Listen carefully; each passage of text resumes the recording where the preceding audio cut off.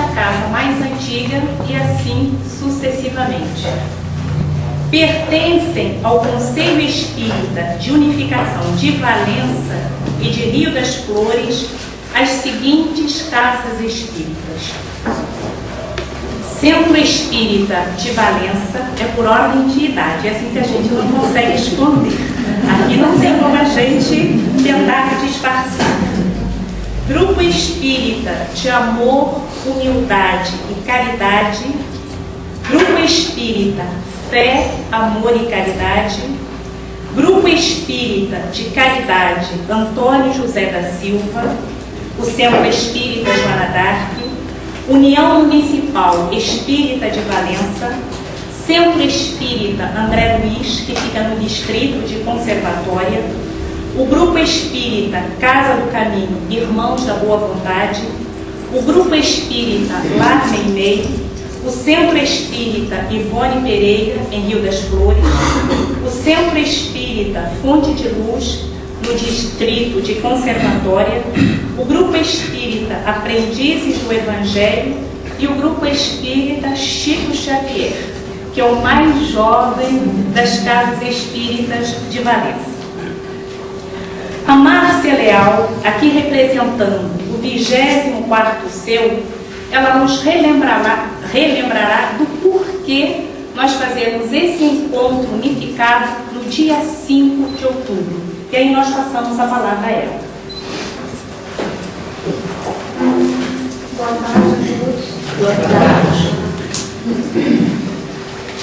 O velho sonho da unificação da família espírita brasileira, acalentado desde o século passado, concretizou-se formalmente a 5 de outubro de 1949. Mais que um documento histórico, o Pacto Áureo, expressão feliz criada por Lins de Vasconcelos, traduz e simboliza as aspirações de várias gerações de espíritas na pátria do Cruzeiro. Por isso mesmo, antes da sua assinatura, ele já havia se enraizado nos corações de boa vontade. Ele imprime no movimento espírita a vitória individual e coletiva contra o personalismo, a vaidade e o divisionismo. A história do espiritismo no Brasil foi pródiga de lutas para que esse acordo pudesse ser implantado e frutificasse. O Pacto Áureo coroou o esforço, o bom senso, a lucidez e o espírito fraterno de muitos confrades, desde Allan Kardec, passando por Bezerra de Menezes, no qual encontrou seu maior e mais brilhante defensor. Inúmeros e abnegados trabalhadores, ligados pelo mesmo ideal, têm empunhado esta bandeira, pois já compreenderam que a doutrina espírita, além de consoladora, é libertadora, e que a necessidade de uma coordenação central não significa imposição pela força e unilateralidade de ideias, e sim diálogo fraterno e respeitoso, para buscar sempre um fim comum. Lembramos do codificador no livro Obras Póstumas, finalizamos com as palavras de Allan Kardec: os que nenhuma autoridade admitem não compreendem os verdadeiros interesses da doutrina. Se alguns pensam poder dispensar toda a direção, a maioria, os que não se creem infalíveis e não depositam confiança absoluta em suas próprias luzes, se sentem necessitados de um ponto de apoio, de um guia, ainda que apenas para ajudá-los a caminhar com segurança. Muita paz. E aí nós convidamos também os companheiros, aqueles que quiserem conhecer um pouco mais sobre o Pacto Áureo, que estudemos, para compreendermos essa necessidade de nos unificarmos em prol da doutrina espírita. Para fazer a palestra desta data tão representativa para o movimento espírita, temos o nosso irmão Eduardo Guimarães, de Niterói, Rio de Janeiro, que já em várias outras oportunidades esteve conosco. Nós vamos fazer a leitura de uma página do livro Conduta Espírita, pelo Espírito André Luiz, perante a codificação kardeciana, e depois pedimos a todos para acompanharmos em pensamento a prece inicial que será feita pela Ana Verão.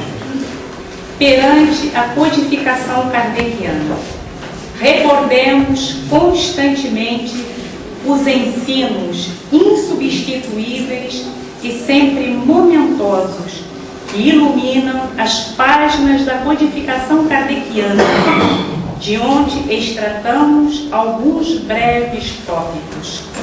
Assim como Cristo disse: não vim destruir a lei, porém cumpri-la. Também o Espiritismo diz: não venho destruir a lei cristã, mas dar-lhe execução. Nada ensina em contrário ao que ensinou Cristo, mas desenvolve, completa e explica em termos claros e para toda a gente o que foi dito apenas sob forma alegórica. Esse trecho aqui está no Evangelho segundo o Espiritismo. Espíritas, amai-vos, este é o primeiro ensinamento, instruí-vos, este é o segundo. No cristianismo se encontram todas as verdades, são de origem humana os erros que nele se enraizaram. Também no Evangelho segundo o Espiritismo. Os espíritos superiores usam constantemente de linguagem digna, nobre, repassada da mais alta moralidade, espoimada de qualquer paixão inferior. A mais pura sabedoria lhes transparece dos conselhos, que objetivam sempre o nosso melhoramento e o bem da humanidade, em O Livro dos Espíritos. O homem não conhece os atos que praticou em suas existências pretéritas, mas pode sempre saber qual o gênero das faltas de que se tornou culpado e qual o cunho predominante do seu caráter.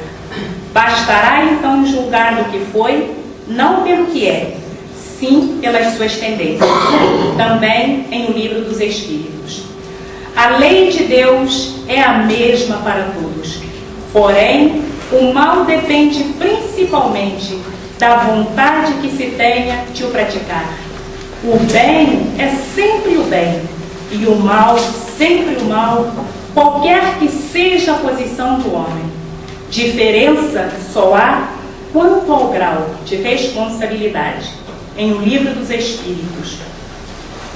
Reconhece-se o verdadeiro espírita pela sua transformação moral e pelos esforços que emprega para domar suas inclinações infelizes, em O Evangelho segundo o Espiritismo.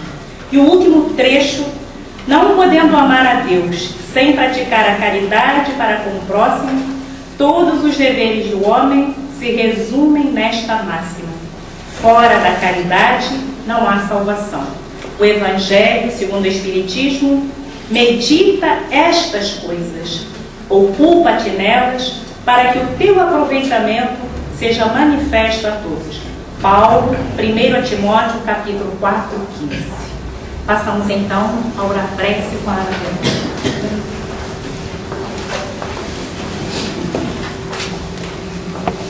Queridos irmãos, vamos elevar os nossos pensamentos um pouco mais. Vamos buscar trazer para bem junto de nós a figura querida de Jesus. Vamos começar agradecendo por estarmos aqui reunidos, comemorando, confraternizando mais este encontro das Casas Espíritas de Valença e Rio das Flores. Vamos agradecer por estarmos aqui nesta tarde, por termos escolhido estarmos aqui reunidos neste dia que é tão importante para a nossa nação, mas que é tão importante para nós também, os espíritas. Que esta doutrina bendita, consoladora, que tem resgatado a tantos, possa florescer nos nossos corações cada dia mais. Que floresça no nosso Brasil, no nosso planeta, e possa levar consolo e esperança a todos aqueles que sofrem. Pedimos também, Senhor, como eternos pedintes que somos, que nos fortaleças a cada dia, que coloquemos em prática tudo que temos aprendido, que tenhamos condições de fazermos esforços verdadeiros para sermos melhores a cada dia. Tu sabes, Senhor, de todas as nossas dificuldades, mas sabes também da nossa intenção de prosseguirmos nesta jornada para nos tornarmos cada dia melhores, para que um dia possamos olhar em torno e dizer: fazemos parte de um mundo melhor. Agradecemos mais uma vez, Senhor, por estarmos aqui, que este encontro transcorra na mais perfeita paz, que o nosso companheiro que veio fazer uso da palavra na casa neste dia seja feliz, amparado no que vai nos dizer, e que nós possamos estar receptivos a tudo que vamos ouvir, que vamos aprender, e que Joana d'Arc, a patrona desta casa, esteja conosco, também nos amparando, sentindo-se feliz por estarmos aqui, e que tudo mais transcorra em paz, Senhor. Em Teu nome, em nome dos amigos espirituais que velam por esta casa, a casa de Joana d'Arc, que nós damos por iniciar o trabalho da tarde de hoje, na Tua santa paz. E que Deus, o nosso divino Criador, esteja conosco, agora e sempre. Que assim seja. Graças a Deus. Antes de passarmos a palavra ao nosso irmão Eduardo, nós agradecemos a presença do Grupo Portal Espírita, Ivone Pereira, como em outros momentos, fazendo a harmonização. Seja bem-vinda.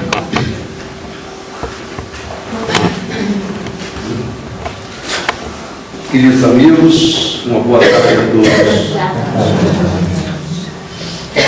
É muita emoção, muito carinho que a gente recebe mais ultimamente, como tem sido o convite da Maria Luísa e da Olímpia, através do Joana d'Arc, retornar a Valença.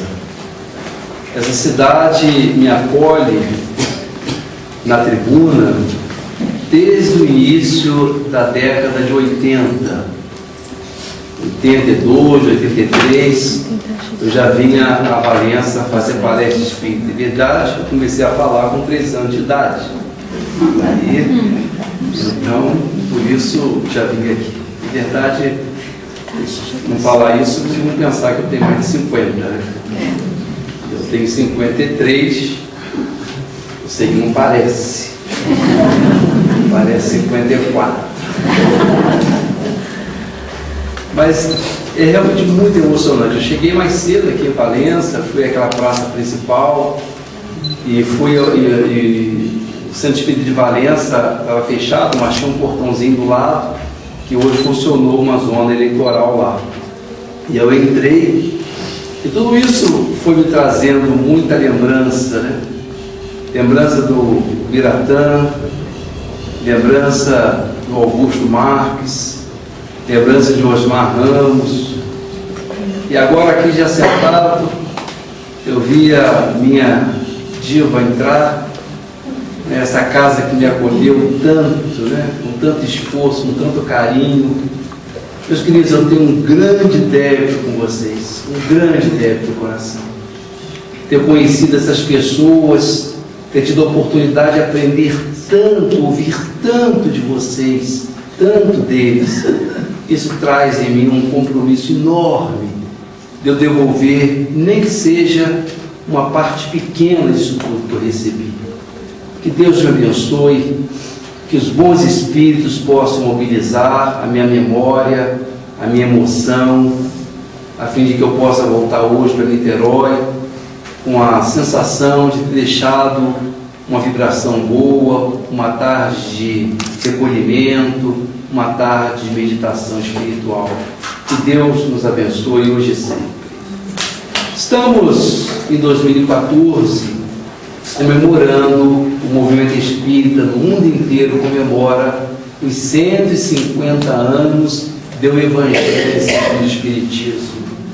Essa obra estupenda, essa obra maravilhosa, que se coloca como uma proposta de roteiro, retirando do Evangelho as chamadas máximas morais de Jesus, retirando da Bíblia tudo aquilo que é essência ou essencial para se constituir em material de meditação, de orientação, em roteiro seguro para o nosso aprendizado espiritual e, consequentemente, a nossa evolução espiritual.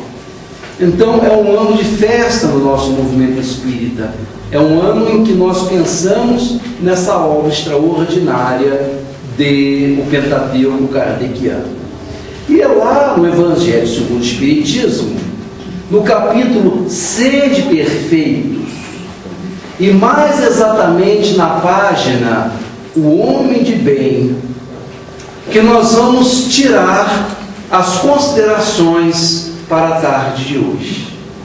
Eu associei aquela mensagem do Homem de Bem, aquela página extraordinária, quando, lendo o Novo Testamento, chegando até o final do Novo Testamento, em função de um trabalho que estamos desenvolvendo na nossa casa espírita, eu estava lendo o Apocalipse de São João, o livro das revelações atribuído ao evangelista João, chamado também por Jesus o discípulo amado.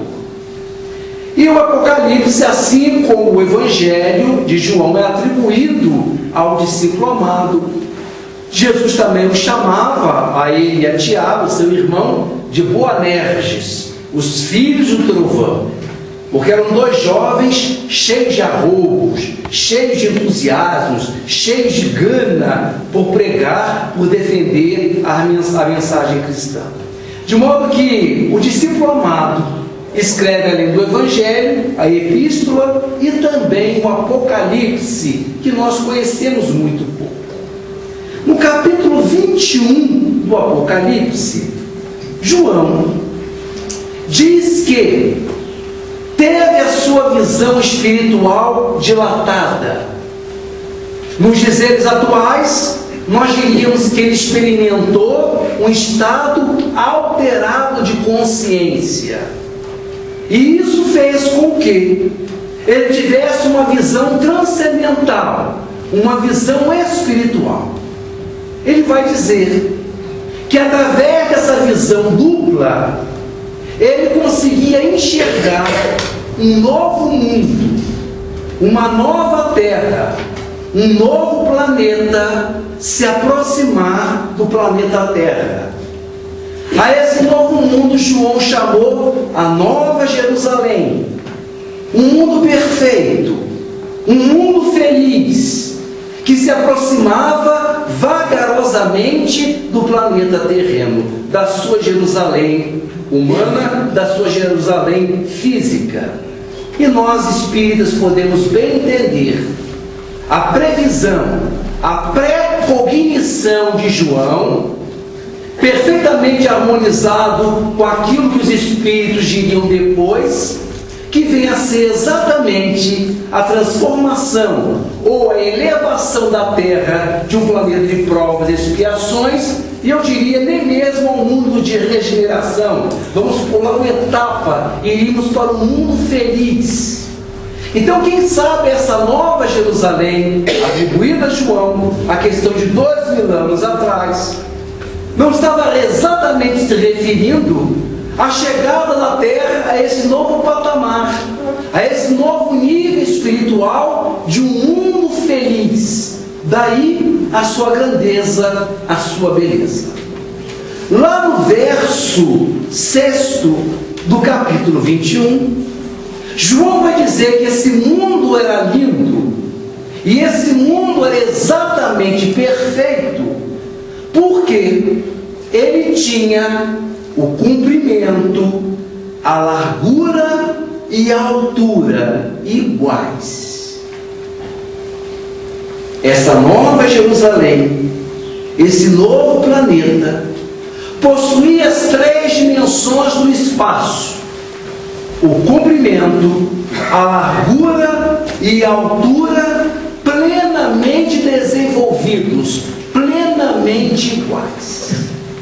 E quando, queridos, eu deparei com referências à física, ou de referências físicas do espaço, no livro religioso, no livro de 2000 anos atrás, eu fiquei imaginando que talvez o apóstolo de Betsaida estivesse querendo nos dar uma ideia, uma senha, uma diretriz das condições que nós deveremos ter para habitar esse mundo feliz.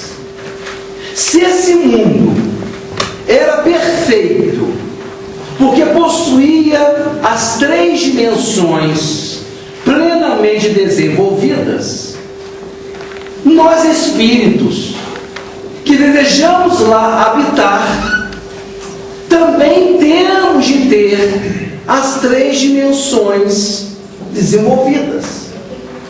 As 3 dimensões da alma humana plenamente desenvolvidas para nos alçar, nos gabaritar a condição de habitar este planeta. Não poderemos desejar, não poderemos anelar habitar um planeta perfeito se nós trouxermos imperfeições, dificuldades com nós mesmos. Então tem de haver uma paridade, tem de haver uma equanimidade entre as condições perfeitas desse novo mundo e as condições perfeitas dentro do espírito humano. E aí então eu pergunto a vocês, o que seria o cumprimento da alma? Qual seria o cumprimento, essa primeira dimensão da alma humana? Eu proponho, segundo aquilo que nos dizem as entidades, que a força, que o objetivo da vida é evoluir. Então, o cumprimento da alma humana, queridos, o desenvolvimento dessa dimensão da alma humana, vai falar a respeito do desenvolvimento nosso enquanto seres, enquanto individualidades. Deus os criou e plantou em cada um de nós um objetivo, uma meta, um ponto a chegar. Criou-nos simples e ignorantes para percorrermos uma trajetória mais ou menos longa e atingirmos uma plenitude enquanto pessoas, enquanto individualidades. Daí que todos nós temos capacidades, todos nós temos potências espirituais para desenvolver em nós. Todos nós temos um determinado tamanho, mas com grandes possibilidades de ampliar muitíssimo esse tamanho. Já fomos menores, já tivemos poucas capacidades, tanto emocionais quanto mentais. E quando eu falo de crescimento dessa dimensão do homem, o cumprimento, é o desenvolvimento tanto intelectual quanto moral, quanto espiritual. Mas é o cumprimento, o desenvolvimento de nós mesmos, voltados para nós. É o nosso objetivo, é o nosso desejo, é a nossa busca de superação em superação. Chegando um dia em que nós poderemos dizer para nós mesmos: não, isso, graças a Deus, eu não faço mais. Aquilo, graças a Deus, isso eu já superei. Tem muita coisa ainda, mas isso eu já deixei para trás. Esse é o objetivo de cada um. E é exatamente o que Jesus vai nos dizer na parábola dos talentos, que vocês se lembram. Um senhor das terras deu 5 talentos a um empregado, 3 talentos a um outro e 1 talento a um terceiro, e diz: vou sair de férias, voltarei e verei o que farão vocês com essa distribuição que eu lhes dei. O senhor volta, e aquele que recebeu 5 talentos dirá: Senhor, eu multipliquei por 2, eu fiz 100% que o Senhor me deu, ao invés de 5, soma 10. Aquele que recebeu 3 dirá: Senhor, eu fiz o que pude, o Senhor me deu 3, eu também fiz 100% em cima dele, ao invés de 3, o Senhor vai ter que receber 6 talentos. O que recebeu 1 talento dirá: Senhor, o Senhor me deu 1 talento, e eu, com medo de perder ele, eu enterrei. O medo, ou a nossa pouca vontade de evoluir, pode nos bloquear o desenvolvimento espiritual. Então Deus plantou em nós o desejo, o afã, o anelo, a vontade de crescer, porque tudo cresce, querido, até grama cresce. Todos nós temos de criar condições, de ampliar as nossas potencialidades, as nossas capacidades. Não cabe à luz do Espírito ficar, por exemplo, invejando aquele cunhado: ah, se eu tivesse tido a vida que ele teve. Nós temos, segundo a nossa dimensão, segundo as nossas capacidades, de ampliar isso ao máximo. Mas para que nós cresçamos, para que nós desejamos crescer de fato, nós temos de amar-nos a nós mesmos. Nós temos de querer bem a nós próprios. O rabino Yashua Beckman, no seu livro Paz Serena, tem um capítulo intitulado Ame a si mesmo adequadamente. Gostar de nós, mesmo não sendo aquela coisa bonita que nós gostaríamos de ser. Porque quem se conhece de fato sabe que ainda não é aquilo tudo que gostaria de ser. Mas é melhor que a gente conheça o que a gente é, queridos. Nem tão bom, nem tão ruim. Mas é melhor conhecermos o que de fato somos, para que na base da mentira, do engano, a gente tenha uma visão superestimada de nós, achando que somos os tais sem o ser. E convenhamos, é muito complicado nos relacionar com as pessoas que já acham que já chegaram lá. Pessoa perfeita, ou a pessoa muito virtuosa, é muito enjoado lidar com uma pessoa virtuosa demais. A gente sabe que não é assim. A pessoa que se diz que é, de alguma forma suas imperfeições estão saindo de uma outra forma que ela não percebe, que é um dano. Porque ela vai culpar sempre o outro dos infortúnios dela. Ela não é capaz de admitir que ela fez uma escolha infeliz, que ela teve uma conduta errada, que ela não pensou bem, que ela não ajuda da melhor maneira, porque é sempre os outros. Ela não chegou. Ela é absoluta. Ela é totalmente poderosa. Ela não tem mais para onde ir. E quando a gente está elaborando a pergunta, ela já tem a resposta pronta. Então nós temos de gostar de nós, mesmo sendo essas possibilidades e carências. Não somos ainda aquilo que gostaríamos de ser. E seria bom que conhecêssemos, segundo a 919, o Livro dos Espíritos, qual o meio prático mais eficaz que tem como se melhorar nesta vida? A pergunta mais fundamental que eu acho do Livro dos Espíritos: qual o meio mais eficaz que tem um homem se melhorar nesta vida e resistir à tentação do mal? Não é esse o objetivo da vida? Vou repetir para ver se vocês concordam. Qual o meio mais prático que tem um homem se melhorar nesta vida e resistir à tentação do mal. As entidades que poderiam escrever páginas e páginas sobre isso, não se dão nem o trabalho de criar uma resposta nova. Vão à antiguidade terrena, lá no templo de Apolo, da antiga cidade de Delfos, e dirão: um sábio da antiguidade vou disse, conhece-te a ti mesmo. Então, qual o meio prático mais eficaz que tem o homem se melhorar nesta vida e resistir à tentação do mal? Um sábio da antiguidade vou disse, conhece-te a ti mesmo. Porque em nos conhecendo, saberemos que entre o que somos e aquilo que seremos, existe um delta, existe um gap, e a nossa evolução vai trabalhar exatamente nessa busca, nessa orientação, nesse desenvolvimento.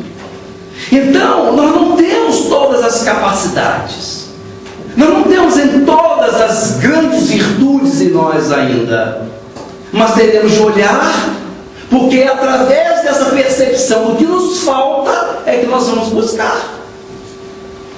Como vocês sabem, se não sabem, eu fiz a graduação em farmácia. Sou farmacêutico de formação. O curso de farmácia tem uma cadeira chamada Química Inorgânica. Dentro da matéria, dentro da Química Inorgânica, dessa cadeira, tem um assunto, tem uma matéria chamada cálculo estequiométrico. Nem quero saber o que é isso, porque eu também ainda não sei, quase tentando de formar. É um negócio que usa basicamente regras de 3, para você calcular o número de moléculas, o número de moles que tem dentro de uma determinada composição. Eu nunca consegui aprender isso, queridos. E olha que eu ia à aula, exatamente essa que eu não dominava, eu assistia a aula todinha, copiava a matéria, fazia exercício. O professor dava um problema que envolvia regra de 3, e para facilitar ele colocava um número, o resultado no quadro que a gente deveria chegar àquele número. Eu digo a vocês, eu tentava de todo jeito. Eu botava desse jeito, dessa numeração aí que vai falando, fazia troca, dividia, multiplicava, colocava um em frente ao outro, não é assim, trocava durante 2 horas quase que eu estava tentando fazer aquele problema, não conseguia. Aí chegava uma colega minha, chamada Silvana. Às vezes, quando eu conto esses casos, eu omito o nome por questões óbvias. Mas esse caso eu conto, é ela mesma, Silvana. Se ela ouvir essa palestra, ela vai lembrar que é ela. A Silvana chegava atrasada. Não tinha matéria. Sentava do meu lado e olhava a matéria no meu caderno, na minha anotação. E dizia, deixa eu ver. Ia. Estranho. O número da... Eu fico assim, meu Deus do céu. Isso é uma vibração, sabe, assim, para Silvana? Isso é uma inveja evangélica. Uma inveja cristã. Mas que ela consegue, eu não consigo, gente. Aquilo começava a me dar uma sensação assim, de burrice. Meu Deus do céu, como é que ela consegue? Aí o professor, aí eu assim, isso eu já sei. Aí o professor mudava o enunciado, estava eu lá de novo olhando para aquele problema, um cara de burro. Meus queridos, aquilo começou a me machucar, começou a me incomodar muito. Eu vou resolver isso. Um dia eu disse para mim mesmo, Eduardo, você não tem o raciocínio lógico como Silvana tem. Pronto, resolvi a questão. Estou livre. Doeu um pouco, não é fácil a gente admitir que o outro raciocínio mais rápido, mas resolvi, pronto, estou de medo, estou leve. É claro, queridos, que isso é um exemplo tosco. Mas sabermos que nós não somos bons em tudo. Sabermos que não somos aquela pessoa que nós gostaríamos de ser. Como um dia desse eu vi uma atriz de grande projeção na televisão brasileira. A jornalista perguntou, o que é que você não gosta em você? Essa é a maledicência. Eu achei uma coragem extraordinária. Ela admitir que ela faz comentários negativos das pessoas, procedentes ou não. Maledicência, ela não gosta dela, mas sabe que tem. Isso é um caminho para superar isso que nós temos de ruim. Então, queridos, amarmos como nós somos, aceitarmos pelo menos como nós somos. Como diz um amigo meu, eu tô uma pessoa que gosta de mim, só que é o lado bom, tem que levar os dois. Só que é o lado bom, tem que levar tudo. Se levar tudo, não leva nada. Primeiro cuidado, então, é aceitarmos como nós somos. A segunda preocupação, queridos, que devemos ter, e é uma pergunta que tanto o novo quanto o velho, independente da faixa etária, quanto antes a gente começar a perguntar isso, melhor. É bom que a gente faça essa reflexão. Ou seria muito bom que nós estivéssemos sempre pensando nessa questão. Qual é a minha obra desta atual encarnação? Qual é a minha mensagem? O que eu quero deixar como lembrança da minha pessoa com aqueles que conviveram comigo? Qual é a tua obra? Qual é a tua mensagem? Quando eu desencarnar, voltar para visitar os meus familiares, o que é que eu vou querer ouvir deles falando de mim? Quais os comentários a meu respeito? Eu ficarei feliz se ouvir isso ou aquilo? O que eu sou para as pessoas? Como as pessoas me recebem? Como eu sou visto? O que eu estou plantando? Como eu vou ser lembrado? Qual é a tua obra? Qual é a mensagem dessa vida atual? Então se a gente gosta da gente, e a gente se preocupa por deixar uma mensagem boa, estaremos num bom caminho. Só que quando a gente fala assim, qual é a sua obra, nós que somos muito modestos, a gente quer fazer uma obra gigantesca. Não podemos fazer uma obra gigantesca, a gente não é gigantesco. Nós somos médios. Não é médiums, não. Médios. Nós somos médios. Temos coisas boas e coisas ruins. Então a minha obra vai ser do meu tamanho. Pode ser que a minha obra seja eu cuidar bem da minha casa. Cuidar bem. A minha tia-mãe que me criou, porque a minha mãe desencarnou quando era muito criança, uma mulher de muito poucas letras, analfabeta, trabalhou durante 35 anos, mais do que isso foi para se aposentar. Trabalhou como passadeira de roupa, em tinturarias ou em casas de família. Mas aquela mulher, quando colocava uma camisa na prancha, como a gente chamava, ela sabia qual era a posição de colocar a peça, passar, e para tirar sem ter que amarrotar de novo, que redundaria em retrabalho. Sabia se o tecido precisava de vapor ou não. Se era necessário passar primeiro pelo lado avesso, depois pelo lado direito, ou não precisava. Quando ela tirava a camisa da prancha, era uma obra dela. Ela tinha colocado toda a expertise, toda a sua especialidade, toda a sua ciência naquela peça. Pendurava o vestido lá na arara. Era perfeito? Talvez não. Mas era o máximo dela. Lá Moisés, num dos livros do Pentateuco, vai dizer: Senhor, eu posso não ser grande coisa, mas sou tudo que tenho. Então não importa que a nossa função seja varrer a rua, como se isso fosse sendo uma atividade muito simples. Mas a gente pode fazer isso com encantamento, com desejo de acertar. Porque eu tenho que colocar o meu entusiasmo, a minha vida, a minha vontade, as minhas capacidades naquilo que eu estou fazendo. Não importa se grande, não importa que pequeno. Então amarmos a nós mesmos para desenvolver o cumprimento, que é o compromisso que nós temos de crescer, de desenvolver, de nos superar, indo sempre em direção ao melhor, ao acima, ao mais perfeito. Esse é o objetivo da vida. Só que às vezes nós nos embaralhamos. A vida, principalmente a vida contemporânea, tem muitos atrativos. Não é fácil a pessoa se manter. Quando a gente diz que a pessoa tem que pensar no seu desenvolvimento, a pessoa sempre pensa no seu desenvolvimento material. Em pós, em fazer isso, em curso aqui, curso dali, em criar essa oportunidade, desenvolver aquele caminho. Sim, é isso sim. É isso sim. Mas não só isso. Porque numa época em que nós somos muito consumistas, somos muito utilitaristas, queremos o aqui e o agora, queremos consumir, queremos ter.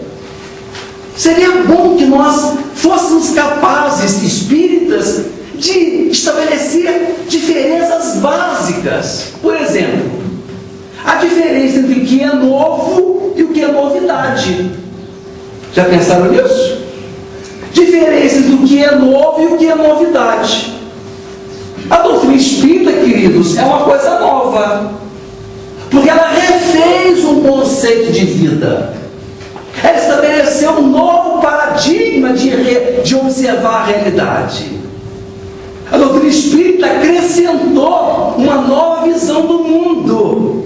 É nova, porque é uma ideia nova e que encontra seus problemas e desafios para se fazer de fato.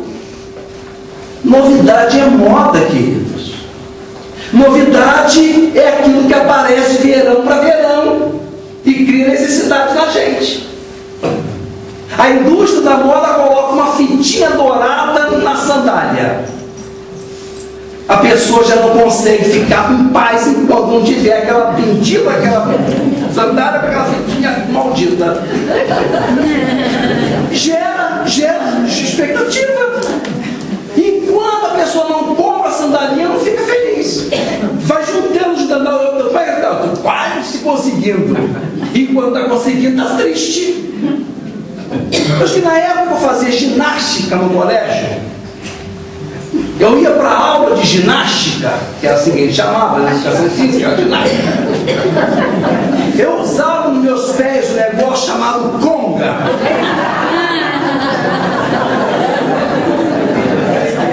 Gente, conhece. Limpinho, branquinho, solado fininho. A gente, quando hoje calça o sapato experimentar, parece que estou pisando no chão, com a conga pisada no chão mesmo. Ia fazer ginástica com conga, queridos. Havia um negócio, primo, parente da conga, chamado Quichute. Yes. Quichute. Eu pensava, como é que o nome do negócio é Quichute? Tinha até trava.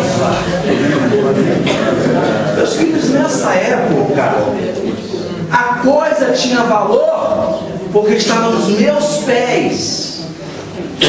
Hoje em dia, eu só tenho valor se eu tenho um tênis determinando a marca.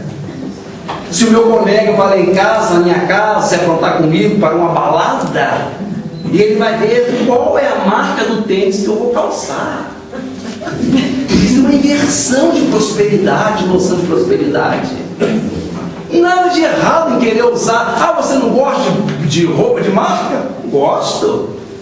Mas tornar isso uma obsessão, e isso como sendo um fator de felicidade ou infelicidade nossa, queridos, tem alguma coisa errada nisso. Se eu gostei daquela roupa, se ela é boa, se é uma grife que me identifica, vai e compra. Mas se não pode, aquilo não pode redundar em sofrimento e angústia para mim. E dizer que só uso aquela marca. Tem pessoas que vão a festas de pessoas conhecidas, famosas, e na segunda-feira, sabe quem estava na festa? A pessoa diz, quem estava? Qual é o raciocínio? Porque como ela estava na mesma festa da pessoa famosa, ela, como não tem fama nenhuma, ela se aproxima. O famoso nem quis saber, nem viu ela mais gorda, mais magra. As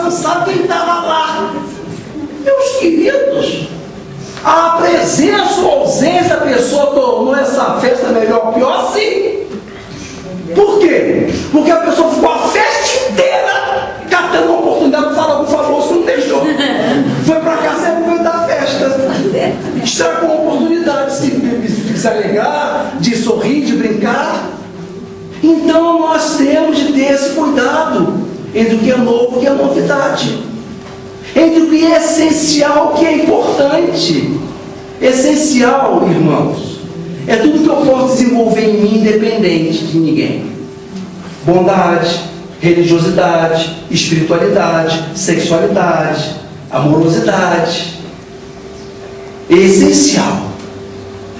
O que é importante é alguma coisa que pode chegar, me ajudar a desenvolver, mas depende de fatores externos. O essencial está dentro de mim, eu posso ir atrás dele. A coisa que é importante, mas é só importante, não é essencial. Aí o pai deu ao garoto, o filho, um presente, depois ele se formou, uma semana em Porto Seguro, para comemorar a formatura. O coitado do pai deu esse presente lá, com cuidado, com esforço, pelou para juntar aquele recurso, mandou o garoto para lá. A hospedagem paga, festa, convite, bebida, comida, tudo de graça para o garoto se refestelar uma semana. No domingo foi apanhar o filho, não foi ao aeroporto. E foi conversar com o menino, querendo saber como é, o que você gostou, realmente configura isso tudo, valeu a pena, como é que foi a festa, o que você mais gostou? Aí o pai pergunta, e aí meu filho, como é que foi? Normal. Normal é resposta. Normal não quer dizer nada. Alguém consegue entender uma resposta como normal? É bom ou ruim? Isso não consegue, queridos. Porque nós estamos desaprendendo, nós estamos transformando desejo em direito. Que eu acho que é até o fundamento dessa onda horrorosa, degenerativa de corrupção que anda no nosso país, na nossa pátria. Nós transformamos desejo em direito. Porque a gente deseja, a gente acha que já tem direito. Não é assim. Tem coisa que a gente deseja, tem coisa que a gente não tem. A percepção disso é importante. Nós desenvolvemos o cumprimento. Mas João diz que eram as 3 dimensões. Além do comprimento, a largura também devia ser desenvolvida. Plenamente desenvolvida, igual ao comprimento. O que seria a largura da vida? A largura da vida, irmãos, é exatamente o meu movimento de direção ao próximo. É o movimento que eu faço em direção ao próximo, para amá-lo. Porque se eu ficar no encaminhamento somente no meu crescimento individual, eu não chego. Porque sem o próximo, sem alguém do meu lado, eu não chego a lugar nenhum. Então, quem é a largura da minha vida é o movimento que eu faço em relação aos outros, para amá-los de verdade. E não dessa maneira utilitária como nós temos aproximado das pessoas. A gente sai se aproxima das pessoas porque elas são importantes para nós. Porque é um bom contato, é um bom partido. É uma grande promessa. Promessa de quê? De sucesso? Sucesso em que nível? Nós temos de gostar das pessoas independente. Às vezes a pessoa não é aquela coisa, talvez é um traste. A gente gosta. Como ficaremos com aquelas pessoas que não têm nada para nos dar em troca? Elas não merecem afeto? Essas devem ser esquecidas? Uma vez um moço se aproximou de Jesus e perguntou: mestre, quem é o meu próximo? Porque Jesus disse que para ele alcançar a vida eterna, deveria ele amar a Deus sobre todas as coisas e ao próximo a si mesmo. Ele disse: Senhor, Deus eu já amo. Deus, eu vou ao templo e faço as minhas oferendas. Mas o próximo, como é que eu vou amar o próximo se eu não sei quem é o meu próximo? Jesus tira aquela pergunta e leva para uma estrada perigosa que ligava Jerusalém a Jericó. E narra-nos a seguinte historinha que vocês conhecem. Um homem descia de Jerusalém para Jericó. Senhor, quem é o meu próximo? Um homem descia de Jerusalém para Jericó. Não disse se ele era bonito ou feio, preto ou branco, espírito materialista, rico ou pobre, nada. Quem é meu próximo? Um homem ia descendo de Jerusalém para Jericó. Uma estrada difícil, de assaltos e mortes. Um grupo de malfeitores abusou, roubou dele e seguiu. Passaria por ali um sacerdote, montado no seu cavalo, viu aquele horror à beira do caminho, o homem caído ali, ensanguentado, e não parou, prosseguiu caminhada. Passaria por aquele mesmo caminho um outro sujeito, dessa vez um levita, olhou aquele homem caído à beira do caminho e voltou a olhar para frente, foi em frente, sem se alucinar com que o sofrimento do homem ali caía. Passaria em terceiro plano um samaritano. Jesus já colocou um samaritano de propósito, em função da rivalidade que havia entre os judeus e os samaritanos. Passaria ali depois, em terceiro ponto, terceiro momento, um samaritano, que olhou aquele homem caído à beira do caminho e não conseguiu prosseguir viagem. Desceu do cavalo, foi lá, pinçou-lhe as feridas, cuidou dele, colocou-o na garupa, foi uma estrebaria e disse ao dono da hospedagem: gaste o que precisar deste homem. Deixo aqui essa quantidade. Se você gastar mais do que isso, pode gastar, porque de volta eu ressarcirei. Jesus termina a palavra perguntando quem é o próximo. Meus queridos, o próximo é qualquer pessoa que cai diante da gente. Não só cai de questões financeiras, cai moralmente, cai espiritualmente, cai em perturbação, cai em depressão, cai em angústia, cai em tristeza, cai em alienação. O próximo é qualquer um que esteja precisando e que nós vimos, porque nós vimos, nós somos responsáveis, é o nosso próximo. Às vezes eu fico pensando, queridos, por que é que o sacerdote não parou? O homem, ele viu o homem cair na beira do caminho, por que é que aquele sacerdote não parou? Estava falando isso com uma amiga minha um dia desse, eu isso aqui, isso é só uma história que Jesus contou. Mas eu quero filosofar. O sacerdote, meus queridos, pode não ter parado, sabe por quê? Porque ele tinha uma obrigação lá na igreja, um horário marcado, e ele, se ele parasse para atender aquele homem, ele ia atrasar o culto, então por causa de um ele ia prejudicar muita gente. Jesus não fala isso, mas eu posso pensar. O levita não parou? O levita não parou pelo seguinte: ele estava marcado com a comunidade de Cesareia, ou de Jericó, exatamente para tomar providências para diminuir a bandidagem na estrada. Vai viajar assim lá em Niterói, mas pode ser. Se ele fosse atender aquele homem, ele ia faltar uma reunião, então ele não parou. Em verdade, o que eu quero com isso é dizer a vocês que nós não paramos porque sempre temos um motivo. Ninguém não para, ou ninguém decide não parar porque simplesmente não vou deixar que ele morra aqui sozinho. Ninguém faz isso. Isso é muito ruim. A gente não é muito ruim. Ninguém faz a coisa, não se enganja em alguma coisa, numa obra, num trabalho, não assume uma responsabilidade porque é mau. É porque polariza os interesses para si mesmo.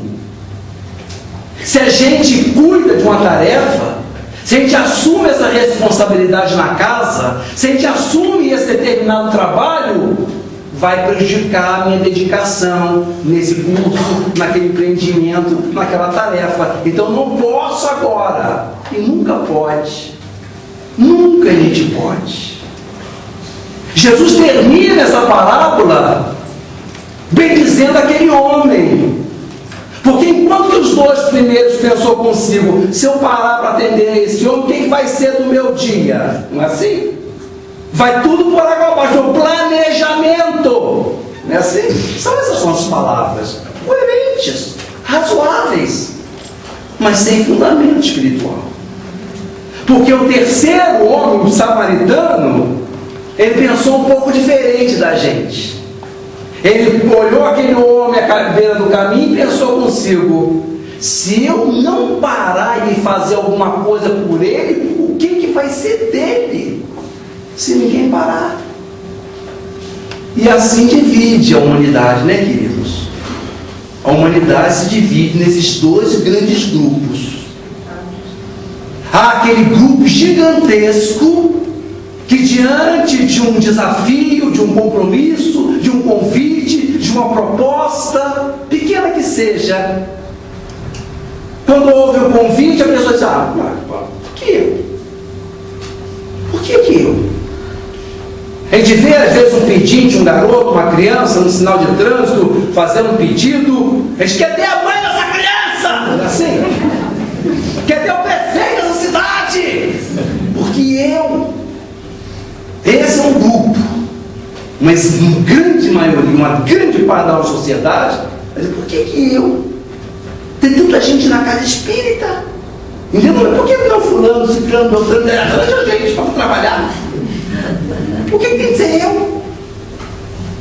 Um outro grupo pergunta-se: por que não eu? Esse não denuncia séculos de evolução espiritual. Por que não eu? Por que tem que ser o outro? Então um vai dizer: por que eu? E o outro vai dizer: por que não eu? Diz-nos Emmanuel, meus amigos, que um dia, esse dia chegará, em que não vamos perguntar se o bairro que a gente morava, na nossa cidade, ficava na zona sul ou na zona norte. No plano espiritual, no dia das contas, no dia em que nós tivermos de fazermos o levantamento daquilo que foi a nossa última encarnação, ninguém vai nos perguntar se ao desencarnar nós tínhamos um carro do ano ou um carro usado. Não vamos perguntar isso. Ninguém vai nos perguntar se nós deixamos uma conta bancária rechochuda ou dívidas. Não vão perguntar. Não vão. E eu começo a ver nós dizer: Senhor, mas espera aí, calma um pouco. Como é que eu não fiz nada, Senhor? Eu fiz muita coisa. Eu fui à escola. Eu fui ao colégio, eu aprendi, me formei. Eu fui um bom profissional. Aliás, Senhor, eu fui uma referência na minha profissão. Se o Senhor quiser, pode conferir. Eu deixei a minha família muito bem, Senhor. Como que eu não fiz nada? E Jesus vai responder conosco, para nós, segundo Mateus 25, 35 a 46. Mas eu estava com frio e não me agasalhaste.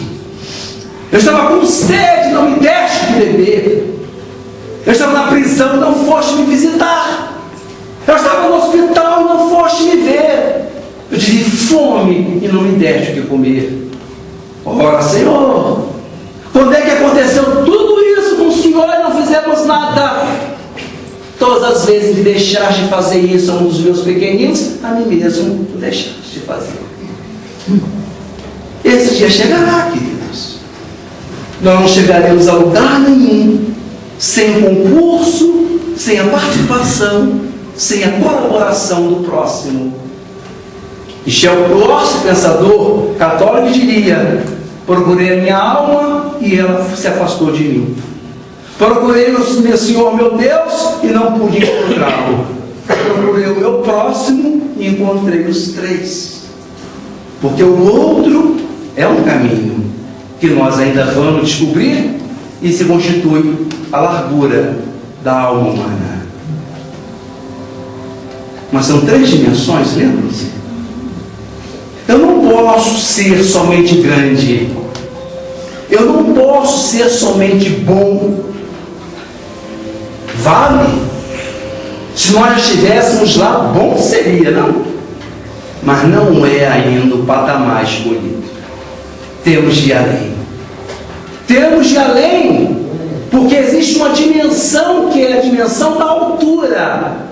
E segundo João, segundo nos informam os Espíritos na página O Homem de Bem, não importa sermos grandes, não importa sermos fraternos, tudo isso tem de estar por quê? Qual é a música? É aqui dentro? É a hora. E na cidade? É. Então, nós temos que ser grandes na dimensão terceira, que é a dimensão da altura. O que seria a altura da alma? O que seria essa terceira dimensão da alma humana? Senão a nossa percepção de que somos filhos de Deus. Já está muito bom sermos bons, sermos grandes, mas perfeitos nós deveremos reconhecer tudo, a origem e o nosso destino nesse Senhor, nesse Deus, que Aristóteles chamou de motor inemovível, que os espíritos que ditaram a codificação chamaram-no de inteligência suprema, causa primária de todas as coisas. A maçonaria vai chamá-lo de supremo arquiteto. Paul Tillich chamava do ser em si. E Jesus chamava-o de Abba, Pai querido. Esse Deus, nosso Pai, que segundo Emmanuel, se quisermos falar com Ele, entremos dentro do coração, façamos uma prece, uma oração, e Ele que tudo vê, nos ouvirá e nos responderá. Nós não temos ainda, queridos, condições de entender Deus, porque não temos o cérebro organizado para isso, mas já conseguimos sentir Deus pelas vias secretas do coração.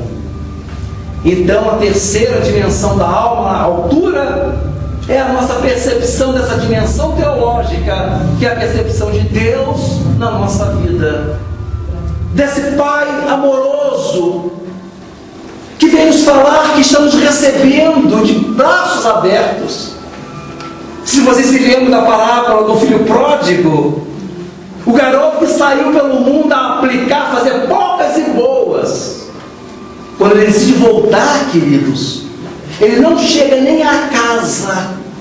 Um pai que todos os dias ia para lá olhar a estrada esperando por ele, quando vê o garoto lá longe, reconhece-o, porque a gente sempre reconhece o que é nosso. O pai não espera o garoto chegar, vai ao encontro do filho lá no meio da estrada.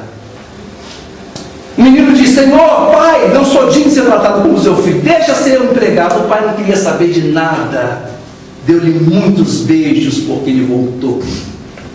É esse pai que cria esse plano, esse reino, o reino dos céus, para nos receber. Esse reino que está esperando todas as ovelhas retornar, voltar para ele. Esse reino que é nosso, é a terceira dimensão da alma. Esse Senhor, esse Pai, que é único, imaterial e soberanamente justo e bom, como nos informam os Espíritos, no livro dos Espíritos, são os caminhos, queridos. A Terra nunca ficou órfã de mensagem espiritual. Em todos os orbes, em todas as dimensões, em todas as latitudes, sempre vieram grandes homens, grandes almas, apontando caminhos. As três dimensões da alma, em que se constitui a nossa vinculação teológica com Deus, a nossa fecundação espiritual do entendimento e a nossa caridade no sentimento que depois vai para as mãos. Encontro paralelo no hinduísmo, no Bhakti Yoga, no Karma Yoga, na Jnana Yoga. A yoga da espiritualidade, a yoga do amor e a yoga do trabalho. No caminho óctuplo do budismo, são os caminhos. E o meu propósito na tarde de hoje, em que as casas de Valência se reúnem, é lhes apresentar os seres perfeitos, o homem de bem, como sendo uma trajetória a ser seguida, olharmos para o nosso crescimento, não desapercebermos o nosso próximo e sentirmos Deus na vida. Fazendo isso, vamos caminhar e estamos caminhando. Eu já estou indo embora. Já estou indo para Niterói. Mas eu queria ainda antes contar a vocês uma historinha, uma parábola. Dizem que um rabino chamado Yossi Fidjekel, outro rabino, sonhou um dia que ele deveria sair de sua cidade em Cracóvia, na Polônia, e se dirigir para Praga, a capital da antiga Tchecoslováquia, hoje República Tcheca.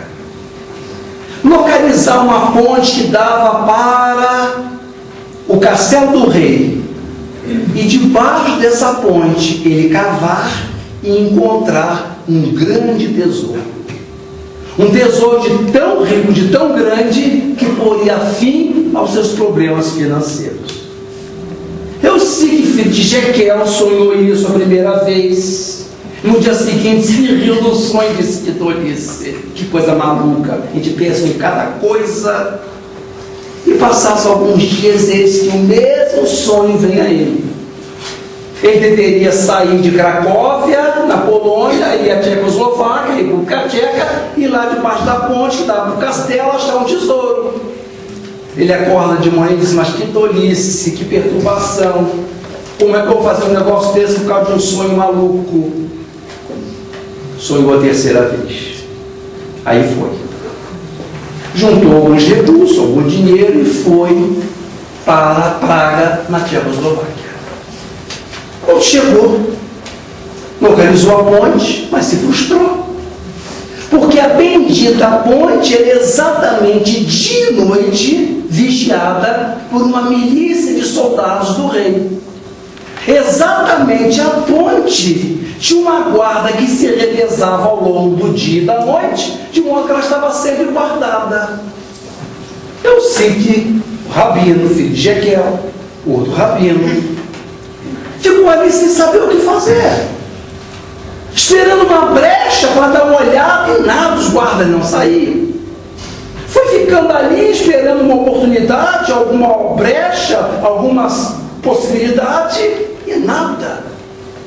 Um dia, o capitão da guarda saiu lá do seu posto, da ponte, e veio em direção ao velho e disse: meu senhor, eu estou notando que nos últimos dias o senhor aqui comparece todos os dias. Fica aqui olhando em derredor. Eu não sei se o senhor está esperando alguém, se perdeu alguma coisa. O fato é que eu posso ajudar, eu posso fazer alguma coisa pelo senhor.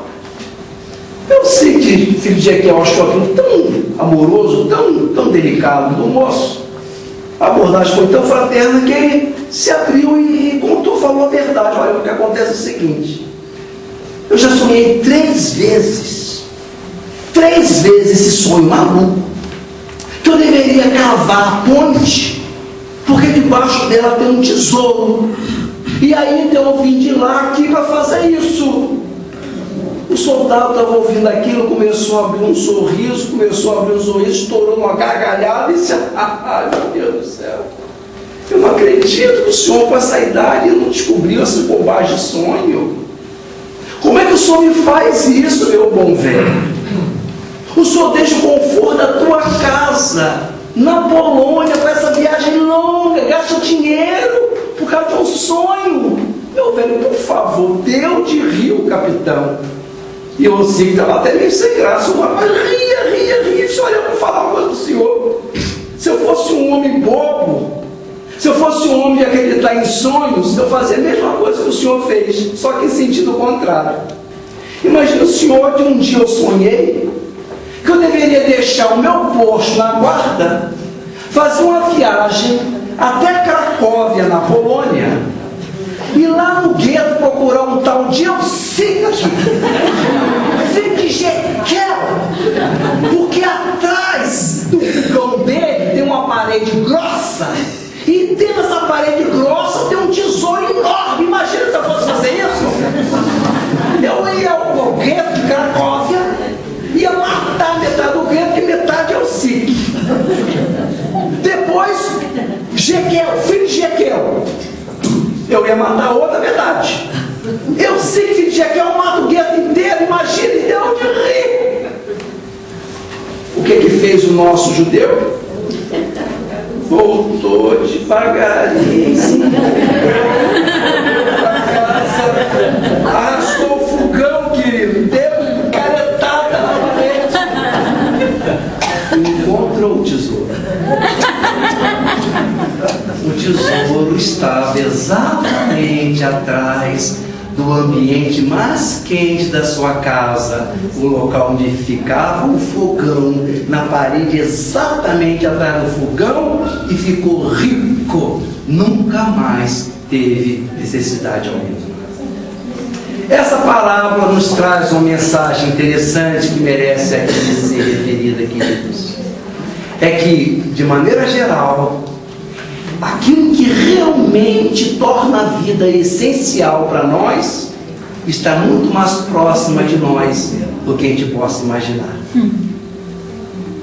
Aquilo que realmente substancializa a nossa vida e torna-a significativa e importante, o mais fundamental para nós, está muito mais perto de nós do que na maioria das vezes a gente consegue adivinhar. Mas é que essa parábola traz uma questão interessante, que é o fato de Eusique ter ido à praga para descobrir isso, fazer esse périplo para descobrir isso. É porque, irmãos meus, por mais que o mais fundamental esteja conosco, é através dos outros que nós nos vemos. Os outros revelam a nós para nós mesmos.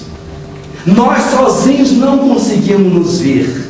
São os outros que nos revelam perante nós mesmos.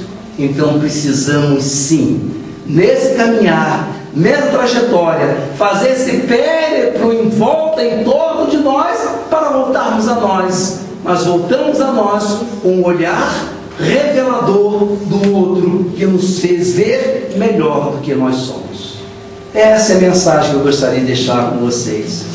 Deixar o meu abraço, o meu preito de gratidão a Valença, por todos aqueles que me falaram essas coisas maravilhosas, por todos aqueles que deixaram algumas horas do seu descanso, das suas leituras, para dividir com um moço, com um garoto bobo, todas essas coisas que agora eu tenho de trazer da memória, queridos. Eu tenho que trazer da memória, não. Eu tenho que fazer brotar do coração e devolver para vocês em forma de gratidão por tudo que eu recebi.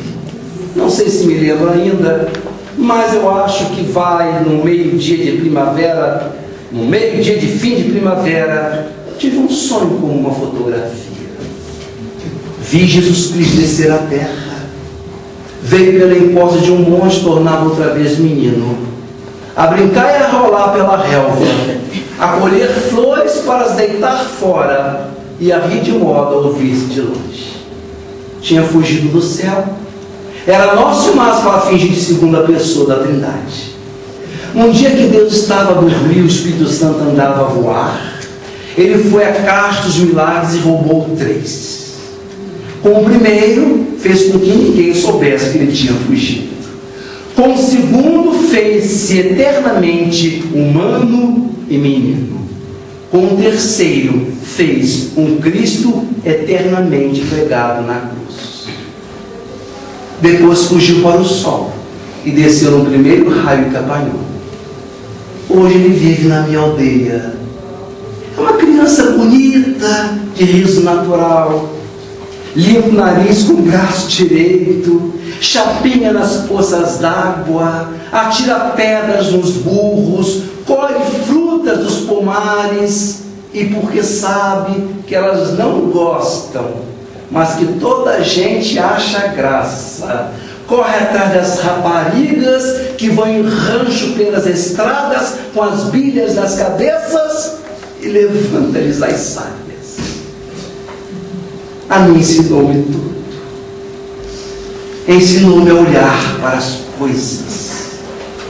Aponta-me todas as coisas que há nas flores. Mostra-me como as pedras são engraçadas quando a gente as tem nas mãos e olha devagar para elas. Damos-nos tão bem um com o outro na companhia de tudo que nem nunca pensamos um no outro. Mas vivemos juntos a dois, com um acordo íntimo, com a mão direita e a esquerda. Ao anoitecer, brincamos com 5 pedrinhas no degrau da porta de casa, grades como convém a um Deus e a um poeta, e como se cada pedra fosse todo o universo, e fosse por isso mesmo um grande perigo deixar uma cair no chão. Depois eu conto histórias das coisas só dos homens, e eles sorriem, porque tudo é incrível. Rio dos reis e dos que não são reis, e tem pena de ouvir falar das guerras. Depois ela adormece e eu deito, levo ao colo para dentro de casa. Ele dorme dentro de minha alma. Às vezes acorda de noite e brinca com os meus sonhos. Põe uns em cima dos outros, revira uns com os outros e bate palma sozinho, sorrindo para os meus sonhos. Quando eu morrer, filhinho, serei eu a criança mais pequeno. Pega-me tu no colo e leva-me para dentro da tua casa. Desce meu ser cansado e humano e deita-me na tua cama. E conta-me histórias, caso eu acorde, para eu tornar a adormecer. E dá-me sonhos teus para eu brincar, até que nasça qualquer dia que tu sabes qual é. Muita paz. Graças a Deus.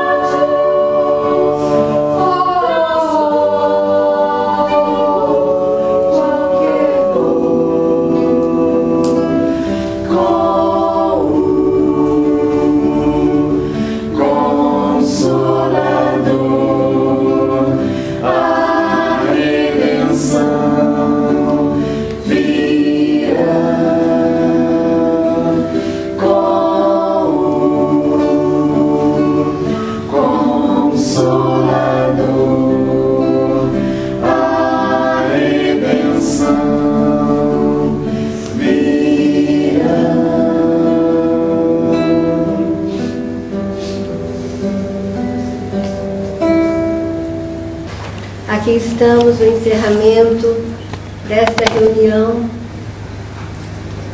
que tratou desse tema tão importante da unificação em nosso movimento espírita. Estamos gratos pela presença dos companheiros, gratos pelo nosso irmão Eduardo trazer sua palavra amiga, firme, clara e sincera, nos levando a refletir sobre aquilo que devemos conquistar, a nossa estatura espiritual, Senhor, diante de Deus, diante da lei.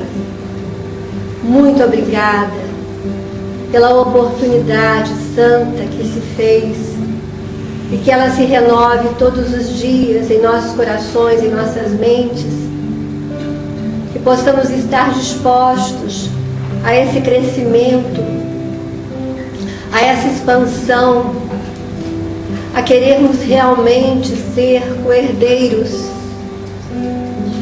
Muito obrigada, Jesus. E endereçamos as nossas vibrações fraternais, amorosas, aos nossos irmãos de caminhada, os encarnados, os desencarnados, em todas as situações em que se encontrarem, que eles sejam, Senhor, continuem sendo amparados pelo Teu amor infinito, que o Teu Evangelho seja esse farol, continue sendo esse farol em nossas vidas, na vida deles, e que em todos os ensinamentos que deixaste sobre a terra, nós vejamos um roteiro para caminhar.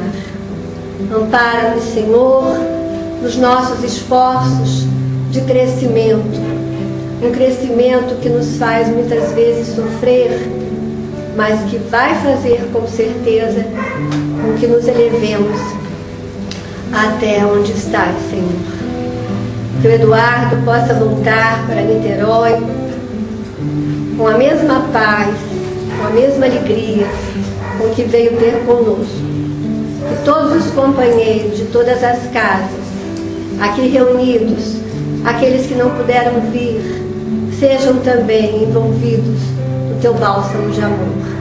Despedimos-nos aqui, Senhor Jesus, agradecendo a Deus nosso Pai, a Ti, nosso irmão e mestre, aos benfeitores espirituais que aqui se fazem representar por Joana d'Arc, e pedimos, mais uma vez, Senhor, sê conosco, agora e sempre. Graças a Deus. Graças a Deus.